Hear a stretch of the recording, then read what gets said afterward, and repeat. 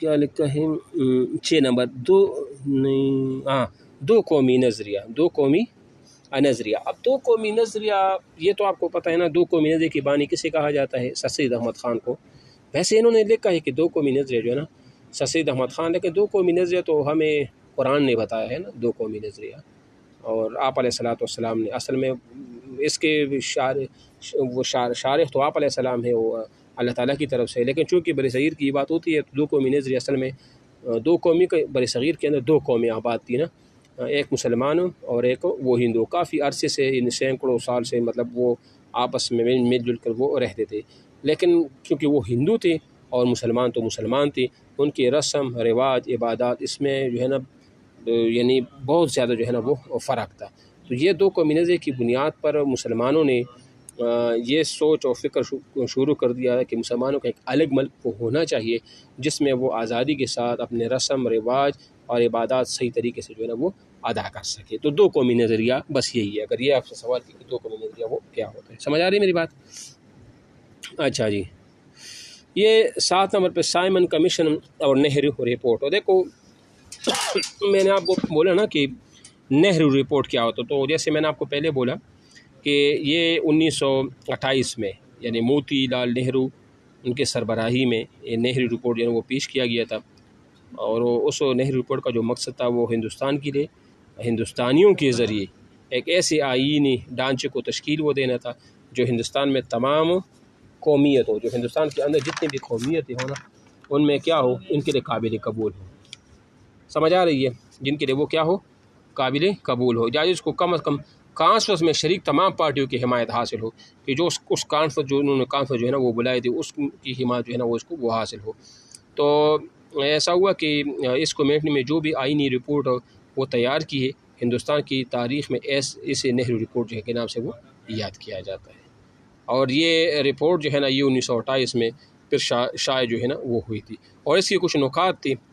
یہ جو موتی لال نہرو نے یہ رپورٹ پیش کی تھی، اس سے کچھ نکات تھے کہ اس اصل میں نہرو رپورٹ میں مسلمانوں کا کوئی لحاظ بھی نہیں رکھا گیا، جن شکوں سے مسلمانوں کے حقوق پر مطلب ڈاکہ ڈالنے کی کوشش کی گئی وہ ایسے تھے۔ مثال کے طور پر نمبر 1 یہ تھا کہ جداگانہ طریقہ انتخابات کو منسوخ کرنے کے لیے کہا گیا کہ جداگانہ انتخابات وغیرہ وہ نہیں ہوگے، یعنی یہ جداگانہ انتخابات کا مطلب یہ ہوا نا کہ مسلمانوں کا کوئی کوٹا اس میں نہیں ہوگا، مسلمانوں کا کوٹا نہیں ہوگا، بلکہ یعنی ایک طرح کے جو ہے نا وہ انتخابات ہوگی، تو مسلمانوں کے حق پر یہ بھی ایک ڈاکہ ڈالا گیا تھا۔ اور دوسرا نمبر یہ تھا کہ ہندوستانی کے لیے وفاقی طرز حکومت کی بجائے وحدانی طرز حکومت کی جو ہے نا وہ سفارشات وہ کی گئی، ٹھیک ہے نا، ایک تو یہ تھا۔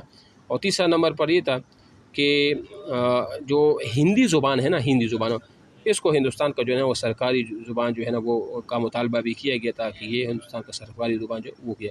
تو اس میں نہرو رپورٹ کے اندر اگر مختصراً آپ ذہن میں یہ رکھیں کہ نہرو رپورٹ کے اندر صرف اور صرف یعنی کہ ہندو کی مفاد کی بات وہ کی گئی تھی، اور مسلمانوں کو بالکل جو ہے نا وہ نظر انداز وہ کیا گیا تھا۔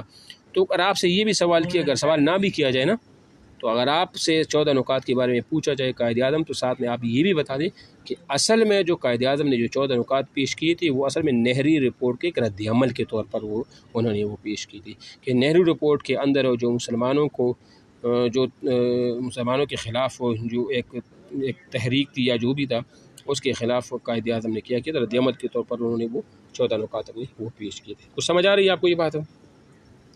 اچھا جی، اچھا سائمن کمیشن کیا ہے نا، اس کے بعد ایک لکھا کہ سائمن کمیشن، یہ سائمن کمیشن تو آپ لوگوں نے پڑھا بھی ہوگا، یہ تو 1927 میں یہ سائمن کمیشن جو ہے نا وہ ہوا تھا، اور اصل میں ہندوستان کے اس وقت ایک وائسرائے تھے نا 1927 میں، جس کا نام تھا لارڈ آرون، یہ ایک وائسرائے تھے جو برطانیہ لارڈ آرون،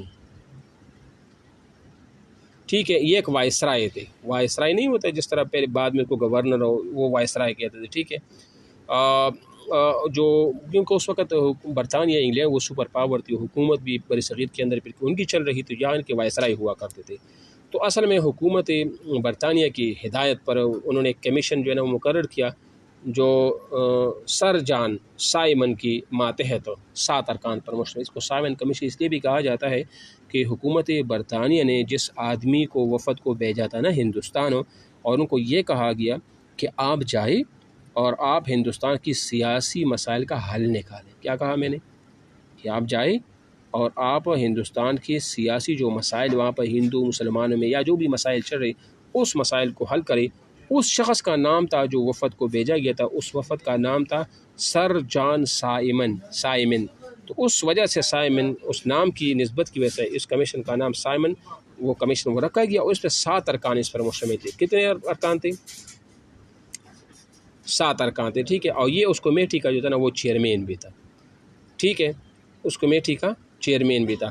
لیکن اس میں یہ تھا نا کہ اس کمیشن میں کسی ہندوستانی کو نہ ہندو اس میں شریک تھے اس کمیٹی کے اندر، اور نہ میرے خیال سے اس میں مسلمان بھی شریک نہیں تھے. تو ہندو مسلمان دونوں کو اس پر جو ہے نا وہ اعتراض تھا، اور ہندو اور مسلمانوں نے مشترکہ طور پر، یعنی کہ مسلم لیگ اور کانگریس نے مشترکہ طور پر اس کو رد بھی کیا تھا. کیا کیا تھا؟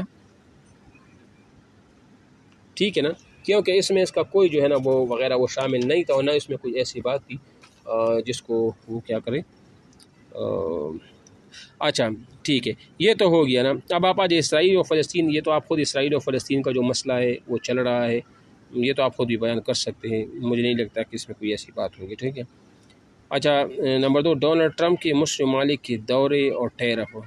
تو مسلم ممالک کے دورے، ابھی انہوں نے مسلم ممالک کی وہ دورے کیے تھے، کچھ تجارتی دورے بھی تھے، لیکن اس دوروں کا اصل مقصد یہ تھا کہ عرب میں یا جو ممالک ہے جن حکومتوں کے اندر یا جن کے لوگوں کے دلوں کے اندر اسرائیل مخالفت جو پائی جاتی ہے اس مخالفت کو کم کیا جائے. اور ایک یہ بھی بات ہے کہ وہ خفیہ طور پر یہ بھی بات چل رہی تھی کہ کہیں کسی نہ کسی طریقہ سے جو ہے نا وہ اسرائیل کو جو ہے نا وہ تسلیم بھی کیا جائے. ٹھیک ہے نا، اسرائیل کو کیا کیا جائے، وہ تسلیم کیا جائے. اصل بات وہ یہ بھی تھا، اور کچھ تجارتی معاہدے بھی یہاں پر وہ دفاعی اور تجارتی معاہدے وہ بھی ہوئے تھے. اور ٹیرف تو میں نے آپ لوگوں کو بولا تھا کہ ٹیرف کیا ہوتا ہے، وہ تو آپ سب کو